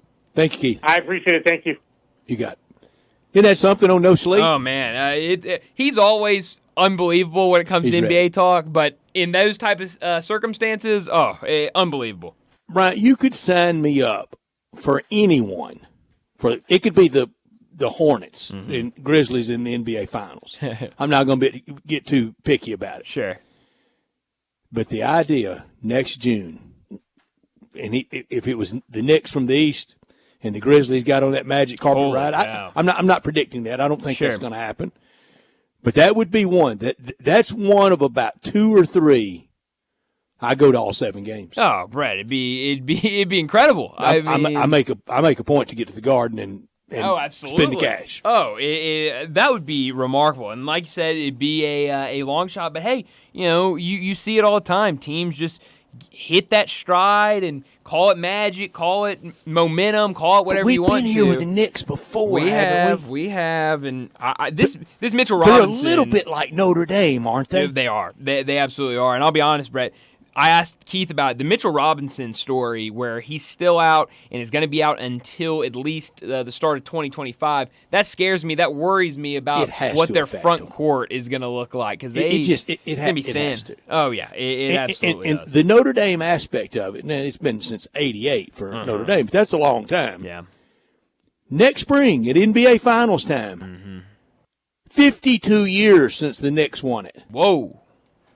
That's crazy. It's insane. I mean, one of the biggest brands in the NBA. And they're it's like Notre Dame. That's right. And all the talk this offseason, they make one trade, and it's, they're going all the way. Get the Canyon of Heroes. Yeah, and then they ticker tape parade ready. That's right. And then they add Cat, and it's even more. So you're right. But hey, but I would be fine. But if it's not, I'd be fine by the Knicks in it, whether it's Grizzlies or not. But I want the 100%. Grizzlies in it, and I'm not predicting that. No, but it would be a lot of fun. Keith bullish on protected seed. That was really fun to hear. I liked hearing just kind of drop that in there. Sure, yeah, just in the middle of a sentence and just hey, by the way, could get in there and have home court, but that would be certainly something. Let's get to a break. Before we do that, let me remind you about our great 4 o'clock sponsors. It's Wilson's Pro Wash. Do me a favor. Picture your home beautifully clean and pristine. Does that seem impossible to you? Not when you call Wilson's Pro Wash. Their Gentle Touch Pro Wash will restore your house, fence, driveway, commercial building, and more to their very best. Wilson specializes in cleaning all hard surfaces from concrete to stone, brick to mortar, and even wood to vinyl siding. Then Wilson's can seal your surfaces so they stay looking brand new. Wilson's Pro Wash, clean is their mission. They'll wash away everything but your sins. So give them a call at 901-524-6799. That's 901-524-6799 or online at wilsonsprowash.com. Let's get to another break, and when we come back, we'll talk more about tonight's Thursday night football matchup, some other news and notes from the NFL. That's next on Sportstime. Join the voice of the Tigers, Dave Woloshin, for Wolo and Friends. Weekday mornings from 10 to 11, here on Sports 56 and 98.5 FM. Traffic brought to you by 901 Eats to Go, 3135 Kirby Whitten Road in Bartlett. Pick up, DoorDash, Uber Eats, or online at 901eats.com. Eats with the Z. Good food fast. Welcome to the Rendezvous. This is John Burgess. When my dad started the Rendezvous in 1948, I don't think anyone could have imagined we'd still be serving shoulder, cheese plates, and our world-famous dry rub ribs 75 years later. But we are still here in the basement, in an alley in downtown Memphis. We sincerely thank you for making the Rendezvous what it is today. Charlie Burgess Rendezvous, a legendary experience for over 75 years, whether you dine in, pick up, or ship across the country. Did you know the PayPal debit card now earns you 5% cash back in the monthly category of your choosing? Groceries, restaurants, health, beauty, gas, and apparel on up to $1,000 of monthly purchases.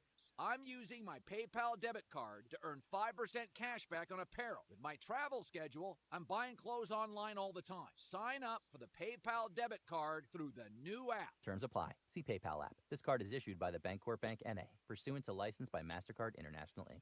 Sometimes you just want the naked facts, like the fun that comes from a quick and nimble 2024 Honda CB500F. This naked-style streetlight sports a narrow 471cc twin, along with a sleek TFT display, dual-disc front brakes, and standard ABS, all at an affordable price. Find fun in all Licensing 2024 Honda CB500F. Available at DeSoto Honda, 5656 Women Road in Olive Branch.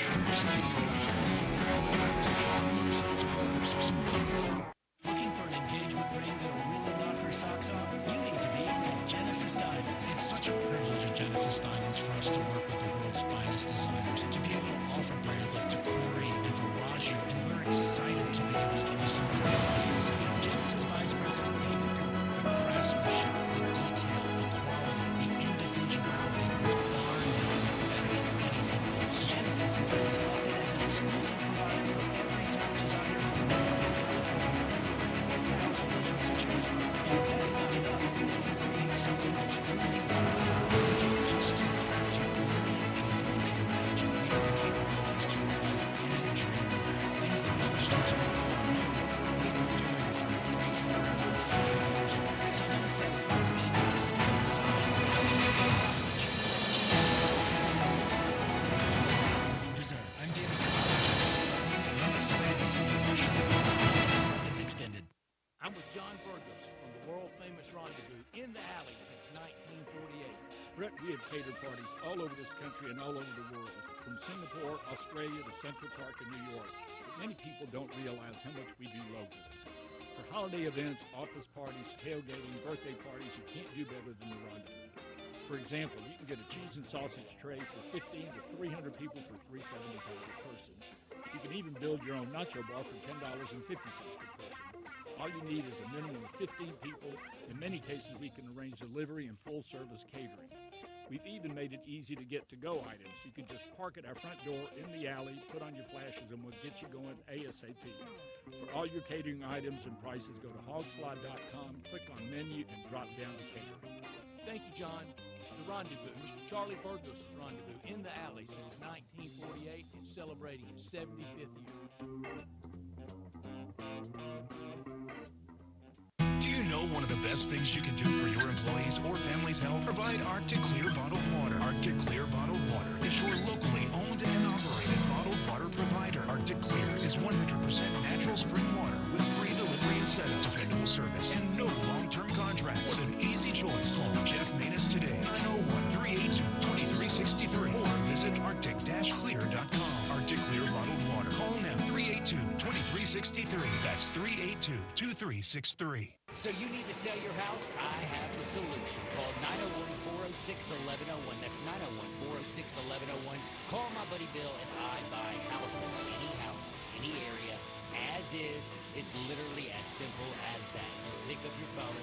Call 901-406-1101. That's 901-406-1101. Call my buddy Bill and I buy houses. Guaranteed to close in 5 days. If you need to sell your house fast, call Bill at 901-406-1101. That's Bill at I Buy Houses. Traffic brought to you by 901 Eats to Go, 3135 Kirby Whitten Road in Bartlett. Pick up, DoorDash, Uber Eats, or online at 901eats.com. Eats with the Z. Good food fast. Sports 56 traffic. Good afternoon. They just now cleared that wreck that happened early this morning. Traffic should start to improve out through there on 40 eastbound as you approach Highway 64. Again, that's been crazy out there all day long. It was mostly rubbernecking delays as they clean up from a truck crash. But again, that's looking better as you head out towards Fayette County. It's building over here now on 240 East, getting on to 385 Bill Morris Parkway, going outbound. Weiber's Jewelry, they're located 7525 Highway 64, is your full-service, family-owned jewelry store right here in Memphis. Go by and see them. I'm Commander Chuck with your on-time traffic.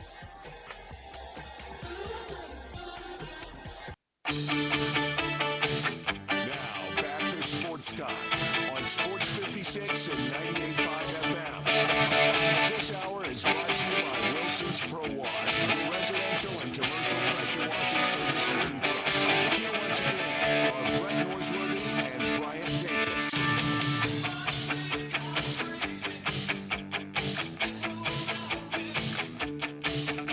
We're back into Sports Time. Bryant and Brett with you, and we got to talk the NFL. It's Thursday, so that means we've got Thursday night football tonight and a fascinating game between the 49ers and the Seahawks. 49ers have struggled this season with Christian McCaffrey out, some other injuries here and there. On the other side, Seahawks 3-0 start, have lost back-to-back games. What do you want to see tonight in this matchup, Brett?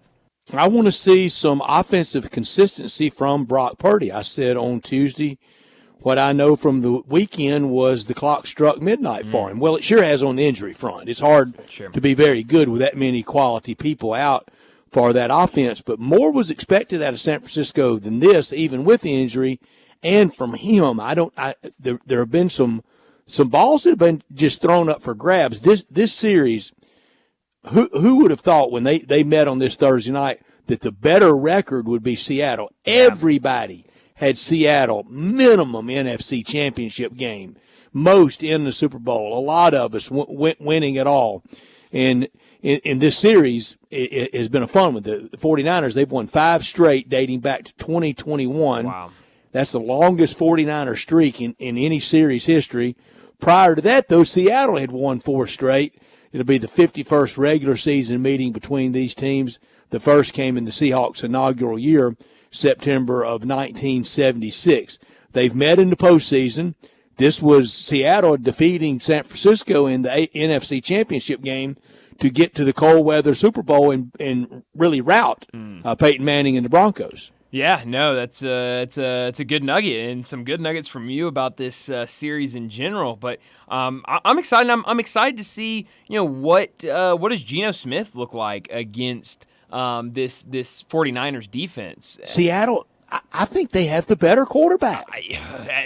Geno Smith. Me too. Yeah, which is wild, isn't it? But in Purdy mania. Yeah, absolutely. Okay, wasn't Linsanity, but a couple of stinkers were getting close, Bryant. No, you're right. And Geno's played well, and has some good weapons out there, and has looked good. I mean, you think back to that game against the Lions, that was a loss, but he was incredible. I mean, a career high in completions, a career high in passing yards, just wasn't able to get it done. Going up against a quarterback that went 18 for 18, and I really like what Geno's done. And there's been a lot of questions of, this is a very short-term thing for Geno. At some point you need to turn to somebody new, but he continues to go out there and make a case to stay around in Seattle. Yeah, and they've got to run the ball better. Kenneth Walker, the Arlington product, he's had a little trouble running. Their offensive coordinator, Ryan Grubbs, that last week I made the mistake with David Cohn. I had him at Bama instead of Nick Sheridan. But Grubbs is he's with the Seahawks. He took all the blame for the running game last week. And Kenneth Walker already with 21 rushing touchdowns in his career with Seattle. DK Metcalf tonight needs 289 yards. I don't think he's getting 289 tonight. But when he gets 289, he'll pass Steve Largent for the most in a player's first 6 years with Seattle. Whoa. Is that right? And that's good company, Steve Largent. That's really good company. Yeah, no, But he's not getting 289. No. Hopefully he has a good game, but no, I don't think he's getting 289. You mentioned Kenneth Walker, and I hope he does, because he gives me more on Rebels in the NFL if he does. That would give you plenty on Rebels in the NFL. This week, between injuries and lack of performance, I'm struggling. Well, short segment for Rebs in the NFL. Late night at Tiger Stadium, and every board op's going, please finish. Yes, please finish. Yes, that's right. But no, going back to Kenneth Walker, a guy that has been injured, has missed, I think missed 3 games in there, and first game back goes out for 80 yards and 3 rushing touchdowns against the Lions. Then last week against the Giants, held to only 19 yards on 5 carries. So I'm really hoping he can get something going against this 49ers defense, and we'll see, like you mentioned, the Arlington product, what he can do with that offense and maybe kind of open it up a little bit more for that pass game. Over and under at 48.5. I thought last week was a scoring explosion for Thursday night. What do you like on that side? We'll ask Doug Kazarian that in about an hour. Yeah, we'll have to ask him. It's a good question because that's a lot. It's a lot of points, but you got to think the way these offenses can play at times. They could get over that number, but I don't know. I'd maybe have to go the under on that one. Short week. Yeah. It is still Geno Smith. Sure. If I'm right about Purdy. Sure. I mean, it's maybe an under, but you're right. We'll ask Doug Kazarian. Do you think Purdy magic's over? Or do you want to wait until he has his complement of help? Well, I mean, you want to say yeah, but then how much of it is Purdy and how much of it is McCaffrey back there and being able to how much is it Shanahan? How much is it Shanahan? I've always kind of thought he's the system Where's quarterback. Darian when we need him? That's great point. Hopefully, no matter what happens this game, we can ask Darian that very question next week. Maybe. I don't know. I know that's a terrible answer, but I've just always thought he's a system quarterback, and with what Shanahan does with quarterbacks and with offenses, that he just really made him shine. But if there's not any system to go along with it, exactly, you don't have a system quarterback. Exactly, and I think we're seeing a little bit of that over these last couple of games this season. Brett, I wanted to get to some other things in the NFL. We talked, I believe it was yesterday, about Spencer Rattler going to be the starting quarterback in New Orleans. One we didn't talk about, the Raiders are going to bench Gardner Minshew and turn to Aiden O'Connell, who started a lot of games last year for them, to be their starting quarterback this weekend for the Raiders. I couldn't stand the Antonio Pierce hiring. I don't like anything I don't like anything they're doing off the field, front office, player personnel, nothing. It's the same old. Sure. And now they're in Vegas, and money's rolling in, and I don't know that the commitment to excellence still exists. I don't think it does. And I think, one thing that I knew, we always do what we learned from the weekend on Tuesdays. One thing I knew before the season even started, Raiders don't have a quarterback. I like Gardner Minshew just fine as a backup. He's not a starter, and I don't like Aiden O'Connell much at all. They don't have a quarterback, and in the NFL, especially modern day NFL, when you don't have a quarterback, you really struggle, and you're seeing that. And I think they struggle in a lot of aspects, but certainly quarterback. I was comparing the Knicks to Notre Dame. I'm going to go football to football here. Okay. The Raiders are Nebraska. Yeah. Glory days are over. Yeah. I think you're right, and it doesn't look like there's anything to really look forward to right now for the Raiders. Now I think that's a little different for Nebraska. I think they do have things to look forward to, but certainly the Raiders, it looks pretty bleak. And probably one of their biggest rivals this week in playing the Steelers. Certainly, real big games historically with them. Probably AFC West biggest rivalry, but that's a big one. Definitely, and they don't play all the time. And there will be a lot of Steelers fans there. Oh, absolutely, in Vegas. Absolutely. But Vegas has become where all the other teams' fans go to the games too. Yeah, you're absolutely right. You mean you didn't have that with the Raiders in Oakland? No. A little bit at the Coliseum in Los Angeles.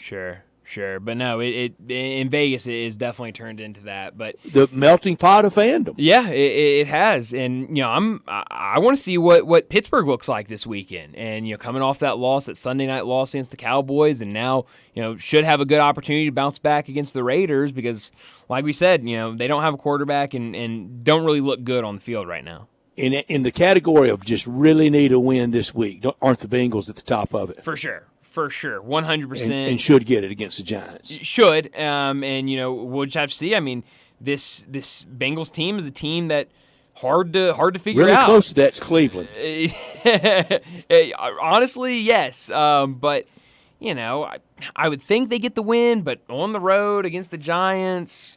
Brian, you just wonder. You just wonder after the Jets with Woody Johnson doing what he did, what kind of just make a move to make a move. Owner's up next. Sure. Jimmy Haslam with Stefanski. The Eagles with Sirianni feels fragile all the time. Yeah. I mean, it's a good question, and it feels like once that first guy's out, that really opens the door to other teams maybe making that same move. So they're not the first. London got Robert Saleh last week. Would it get Doug Peterson? Oh, man. Sunday with a loss to the Bears? It certainly could. Aren't the Jags playing back-to-back weeks there? Is that right? Yeah, they are. You lose to the Bears and to the Patriots. Oh, jeez. He doesn't come home from London. Oh, jeez. Doug Peterson stays. Stay the weekend in London. Oh, man, yeah. They get back-to-back 2 games weeks. there. Yeah. That's crazy. Patriots, Bears this weekend, Patriots next weekend. That should be get well time for them. It should be, but things can get weird in London. We've seen it, and guys can get fired in London, I guess. I don't mind 8:30 Sunday morning. I'll be driving back listening. Yeah, I don't mind it. I'll be getting ready for church. So It'll keep me from listening to Peter Burns and getting mad Sunday morning. Well, that's that's good. That'll help at least the blood pressure. I'm sure for old Peter Burns. Gotta love him. But it should be a fun game tonight. A reminder: if you can't watch tonight's game, you're out and about driving around. We'll have coverage of tonight's game right here on Sports 56. Our coverage at 7 o'clock. Let me remind you, Saturday we'll have coverage. Ole Miss at LSU. 4:30. That pregame will start for the 6:30 p.m. game. And then on Sunday, we'll have a triple header of NFL games. Noon game, a 3:30 game, and then obviously the Sunday night football game to wrap up the week. Before we get to a break here, dinner time is right around the corner. I know a lot of people may be looking for a spot to get some food tonight or for this weekend, and Memphis is known for barbecue, and you can get the world-famous Memphis-style barbecue any night at the commissary. With locations in Germantown and Collierville, stop in for lunch or dinner or get it to go. Start your meal with an appetizer like the cheese plate, chicken wings, or my favorite, the barbecue nachos. For more than 40 years, the commissary has been a staple in this area, and a big part of that is because of the quality of food they serve. My go-to are the ribs, but it's hard to resist the barbecue shoulder. Get it chopped or pulled, and get it by the plate or by the pound. And it comes in handy with their sandwich packs. Feed the whole group with a 6-pack, 8-pack, even a 12-pack. And don't forget about the desserts like the delicious banana pudding, brownie, or the lemon icebox pie. Check out the entire menu and catering options at commissarybbq.com. Whether it's a watch party for your favorite team or a tailgate, let the commissary cater your next event. Give them a call at 901-754-5540 and make any event perfect. Stop in today at either location in Germantown, open daily until 8 p.m., or in Collierville, open till 9 p.m. for the world-famous Memphis-style barbecue at the commissary. Well, let's get to another break, and when we come back, it'll be time for Big Number of the Day. Broadcasting from the Family Leisure Studio, we are Sports 56 and 98.5 FM. At Jason's Deli, when you're dining in or picking up curbside, you can expect wholesome food and no surprises. Just delicious sandwiches, crisp salads, and quick quality meals made with the freshest ingredients and no artificial trans fats, MSG, high fructose corn syrup, or artificial colors and dyes. Around here, a lot of thought goes into what we put into our food and what we take out of it. Because you're not just taking the bite, you're getting a taste of who we are. New items are constantly being created to expand our menu for all tastes and special diets, vegan and gluten-free options available, convenience, and on-time delivery you can count on. It's just a click away at jasonsdeli.com. So whether you need to feed 5 people or 5,000, the team at Jason's Deli, they have the credentials and the commitment to keep you satisfied. Freshness is nearby at Jason's Deli locations at Ridgeway in the Parkplace Center, Popper Highland, Germantown Road in Cordova, and Goodman Road in Olive Branch. Jason's Deli is wholesome food and no surprises.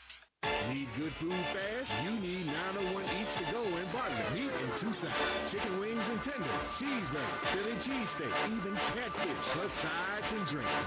901 Eats to Go has everything you want when you want it at prices you can afford. Call 901-417-8232. Pick up, DoorDash, Uber Eats, or online at 901eats.com. That's Eats with a Z. Delicious and convenient. 901 Eats to Go. 3135 Kirby Wooden Road in Bartlett. Good food fast. Every success you've had began with a great opportunity. Now there's another one. Last year, University of Maryland Global Campus awarded over $15 million in scholarships to qualified students, including community college students, service members, veterans, and working adults just like you. Now's the perfect time to make your next career move. Learn more at umgc.edu. That's umgc.edu. Certified to operate in Virginia by Chef. Jenkins Floors and More invite you to their retail warehouse where they pass wholesale savings on to you. Jenkins Floors in Little Rock, Cleveland, Mississippi, and now open in Horn Lake at 2356 West Goodman Road. Specializing in flooring and carpeting, tile, plantation shutters, and blinds, Jenkins makes your life easy with a 2-week turnaround. Contractors, builders, or family projects, call 662-469-9350 for a free estimate. Owners Timmy and Rebecca Jenkins say hello to Sports 56 fans and look forward to your business. Step up your wings game at East Coast Wings and Grill.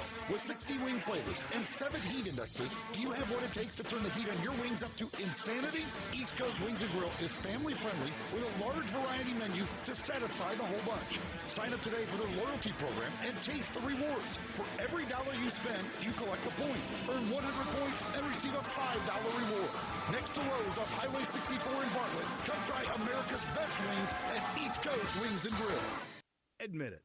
When you start thinking about tastes of Memphis, you think treats, sweets. You think Dinstall's. For 122 years now. What is that, 5 generations? When people wanted something to bring to a party that will just make everybody happy, they bring out Dinstall's. 122 years of cashew crunch, of heavenly hash, of turtlettes, of their award-winning fudge. That's worldwide. It's known that well. Then there's the milk chocolate. It all starts there. There's the double-dip peanuts. And then every fall, those famous chocolate-covered strawberries with that fondant. And they won't tell you what's in the fondant, but it makes it oh so special. And easy to get to. 5 locations. There's where they make the candies in Pleasant View. There's Germantown. There's Collierville. There's even one downtown and in my neck of the woods in Laurelwood. You know what? 122 years made in Memphis and enjoyed by the whole world. Dinstall's.